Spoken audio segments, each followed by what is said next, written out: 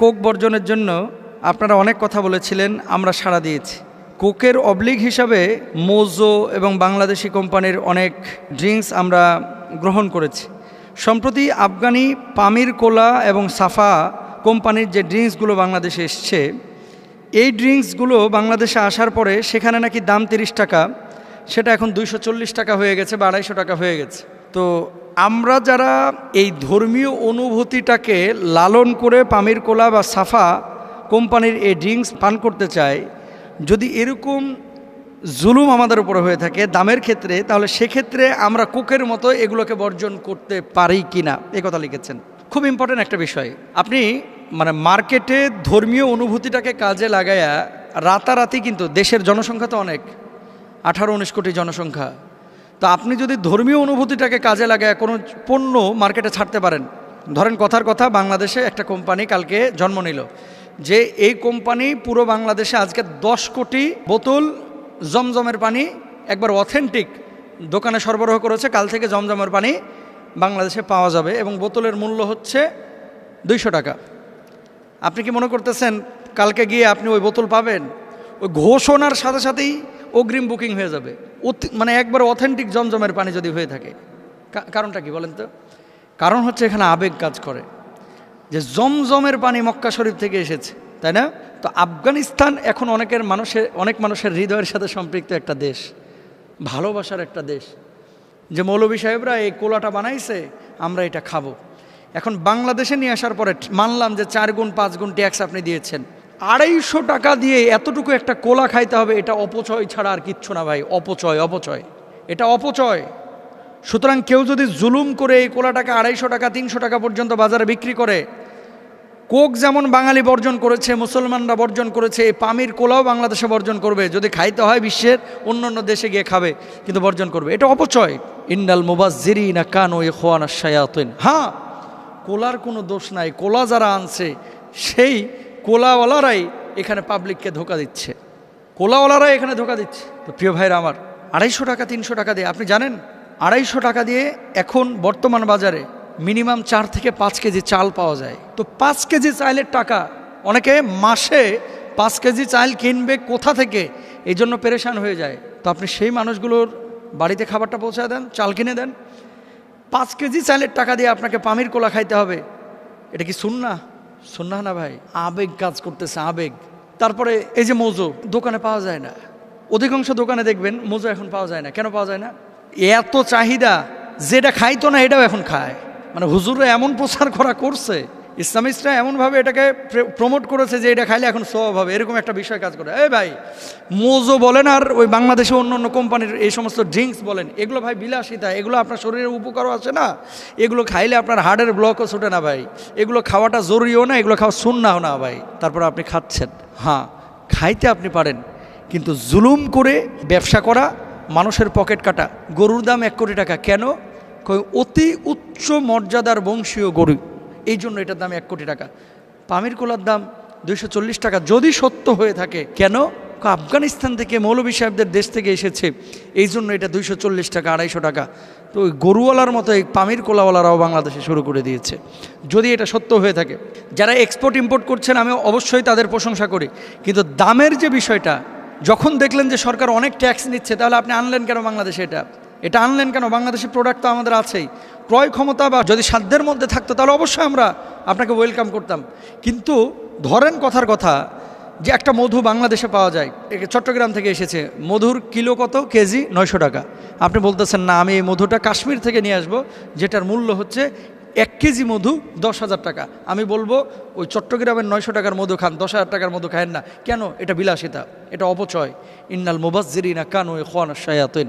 মনে রাখবেন, কিয়ামতের ময়দানে যে 5টি প্রশ্ন আল্লাহ করবে, এর মধ্যে একটা প্রশ্ন এরকম, ওয়ান মালিহি মিন আইনা ইকতাসাবা ওয়া ফিমা আনফাকা। কোন পথে অর্থ উপার্জন করেছেন এবং কোন পথে অর্থটা ব্যয় করেছেন, হিসাব কিন্তু আল্লাহরে দেওয়া লাগবে ভাই। সুতরাং পামির কোলা যারা নিয়ে এসছেন, বাজারজাত করছেন, আপনারা বিষয়টা বিবেচনা করবেন এবং আমাদের মুসল্লি ভাইদের, মুসলমান ভাইদেরও জন্য আপনারা এই বিষয়টা ফিকির করবেন। যদি ক্রয় ক্ষমতার মধ্যে থাকে, সহনশীল হয়ে থাকে, আমরা বেচবো। যদি অসহনীয় হয়ে যায়, দরকার নাই ভাই এক্সপোর্ট ইম্পোর্ট করা। আল্লাহ তাআলা আমাদের বোঝার তৌফিক দান করুন। কোরবানি নিয়ে অনেক আলোচনায় আপনাদের কাছ থেকে শুনেছিলাম, কিন্তু 1 কোটি টাকার গরু কোনো অ্যাগ্রো ফার্ম থেকে অথবা 15 লক্ষ টাকার ছাগল নিয়ে কোরবানি করে সেই কোরবানি কি সওয়াবের দিক থেকে অনেক বেশি মূল্যবান? 2 নম্বর আরেকটি বিষয় বলেছেন, হারাম টাকা দিয়ে যারা কোরবানি করে, এই যে কোটি টাকার গরু, 15 লক্ষ টাকার, 12 লক্ষ টাকার ছাগল, এই গরু এবং ছাগল যারা কোরবানি করছেন এরা কি সওয়াব পাবেন যারা হারাম টাকা দিয়ে কোরবানি করেন? আসলে এই প্রশ্নগুলোকে যখন সমসাময়িক একটা ঘটনা ঘটে আমাদের কাছে এই প্রশ্নগুলো শ্রোতারা এই কারণে করে, কারণ এটা তো বিষয়টা ইবাদতের সাথে জড়িত। এবার অনেক কিছু দেখলাম নতুন, যেটা আগের বছরগুলোতে আমরা দেখি নাই, যে 1 কোটি টাকার গরু। আচ্ছা, মানুষের ন্যূনতম কমন সেন্স কি নাই? বাংলাদেশে 1 লক্ষ টাকা দামের যদি গরু কিনতো, যে লোকটা 1 কোটি টাকা দিয়ে আপনার কোরবানি করেছে, তিনি কতগুলো 100টার মতো গরু পেতেন। তো 100টা গরু কোরবানি করে উনি না হলেও 100টা মহল্লায় গোশত বিতরণ করতে পারতেন, 100 মহল্লায়। তো 1 কোটি টাকা দিয়ে গরু কিনে উনি আবার এই গরু কোরবানি দিয়েছেন। আসলে বৈধ উপায়ে অর্থ উপার্জন করে, রক্ত শুকানো, ঘাম শুকানো টাকা অর্জন করে, উপার্জন করে 1 কোটি টাকা দিয়ে কোরবানি করাটা সো টাফ। এটাই বাস্তব কথা, খুব কঠিন। এখন তারপরেও যিনি 1 কোটি টাকা দিয়ে গরু কিনেছেন এবং যিনি বেচেছেন, একটা গরুর দাম 1 কোটি টাকা কিভাবে হয়? কয় মন বা কয়শো মন গোশত তার ভিতরে আছে? অতি উচ্চ বংশমর্যাদার গরু, এই জন্য এটার দাম এত। গরুর উচ্চ মর্যাদা সম্পন্ন বংশের গরু হয়েছে, এই জন্য দামটা এত বেড়ে গেছে।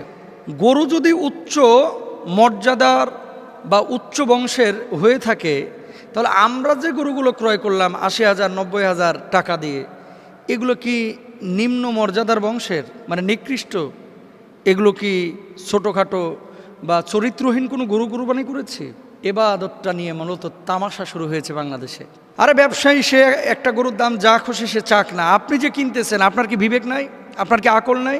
তো গরু 1 কোটি টাকা দিয়ে যারা কোরবানি করেছে, হালাল উপায়ে যদি অর্থ উপার্জন করে সে কোরবানি দেয়, তার জন্য জায়েজ আছে। আর ছাগল নিয়ে ভাই বিশ্বাস করেন, আজকে আবার একটু আগে দেখলাম, গাড়িতে বসে বসে স্ক্রল করতেছিলাম মোবাইলটা, ওই দেখতে পেলাম একটা ছেলে নাকি 12 লক্ষ টাকা দিয়ে একটা ছাগল কিনেছিলেন একটি অ্যাগ্রো ফার্ম থেকে। তো তার পরবর্তীতে যখন পরিচয় প্রকাশ হয়েছে, এরপরে আর ছাগল তিনি ক্রয় করেননি 1 লক্ষ টাকা বায়না দেওয়ার পরেও। এখন এই ছেলে বলতেছে যে আমি আসলে কিনিই নাই, আর ফার্ম বলতেছে সে কিনেছে। মানে একটা হজ অবরল অবস্থা হয়ে গেছে। ফার্ম বলতেছে সে কিনেছে, ছেলে বলতেছে আমি কিনি নাই, ছেলের বাপ বলতেছে এটা আমার ছেলে না, ছেলে বলতেছে এটাই আমার বাপ। পুরো হাসরের ময়দানের চিত্র হয়ে গেছে, যে বিপদে পড়লে লিডার কিন্তু তার অধীনস্থ এই কর্তাদের চিনে না, কিন্তু নেতারা কিন্তু নিজের আয়ত্তের থাকা যে কর্মীরা আছে এদেরকে কিন্তু চিনে না। বাপ তার সন্তানকে চেনে না, সন্তান তার বাপকে চেনে না। যখন মানুষ বিপদে পড়ে, ইয়াউমা ইয়াফিরুল মারউ মিন আখিহি ওয়া উম্মিহি ওয়া আবি। আবার ছেলেটা কি বলছে, যে এই একটা ছাগল আমার জীবনটারে ধ্বংস করে দিল। আমি যে কথাটা বলতে চাচ্ছি, 12 লক্ষ টাকা দিয়ে ছাগল কোরবানি করা বা 15 লক্ষ টাকা দিয়ে ছাগল কোরবানি করা, আপনি যদি হালাল অর্থ উপার্জন করেন এটা আপনার জন্য জায়েজ আছে। কিন্তু হারাম টাকা দিয়ে যারা এই ধরনের কোরবানি বা এই ধরনের ছাগল গরুর সাথে সম্পৃক্ত হয়, আল্লাহর নামে হলফ করে বলতে পারি, আবার আল্লাহর নামে হলফ করে বলতে পারি, আপনি 15 লক্ষ টাকা দিয়ে একটা ছাগল না, যদি সারা দুনিয়ার সমস্ত ছাগল 15 লক্ষ টাকা করে এক একটার মূল্য পরিশোধ করে আপনি কোরবানি দেন, আপনার কোরবানি কিন্তু কবুল হবে না। মনে রাখবেন একটা কথা, পাপ কিন্তু বাপকেও ছাড়ে না। আজকে হয়তো আপনার ক্ষমতা আছে, আপনার পাওয়ার আছে, অবৈধ উপার্জন আপনি করেছেন, নানানভাবে কলা কৌশল করে, ঘুষ খেয়ে অথবা উপায় অবলম্বন করে আপনি টাকা উপার্জন করেছেন, পশুটাকে জবাই করলেন, ও পশুটা আপনাকে অভিশাপ দেবে যে হারামখোর, তুই তোর হারাম টাকা দিয়ে আমাকে কোরবানি করছিস। তাহলে এখানে আমাদের শুদ্ধতার প্রয়োজন আছে ভাই। আমি ব্যক্তিগতভাবে কাউকে নাম নিয়ে বলতে চাচ্ছি না, একজন প্রকাশিত হয়েছে, এরকম শত শত লোক কিন্তু বাংলাদেশে আছে। গরু কোরবানি করে 40 লক্ষ টাকা দিয়ে 4টা গরু কিনেছে। 40 লক্ষ টাকা। ও ভাই, কে বলেছে আপনাকে 4টা গরু কোরবানি করতে 40 লক্ষ টাকা দিয়ে?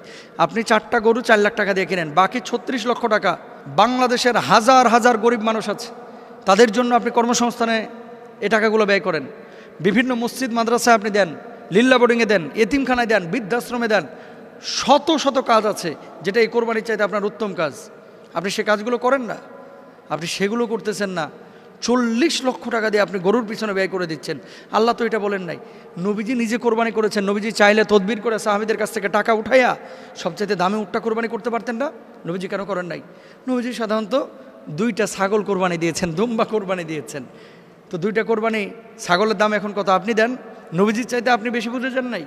তো আপনি গরু কোরবানি দিবেন বা ছাগল কোরবানি দেবেন সেটা আপনার ব্যক্তিগত ব্যাপার, কিন্তু এই ধরনের হারাম আচরণ করে ভাইরাল একটা গরু কিনে, ভাইরাল একটা ছাগল কিনে, গোটা দেশকে আমি জানাচ্ছি, ভাইরাল তো এবার হয়েছেন, ঠেলাটা এবার বুঝবেন কত ধরনের প্রবলেমের মধ্যে এখন পড়তেছে, তাই না? তো হারাম এবং পাপ 2টাই অশান্তির ভাই, এটা শান্তি নাই।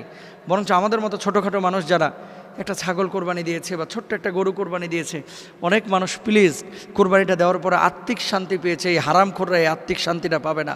আল্লাহ তাআলা আমাদের সবাইকে বোঝার তৌফিক দান করুন।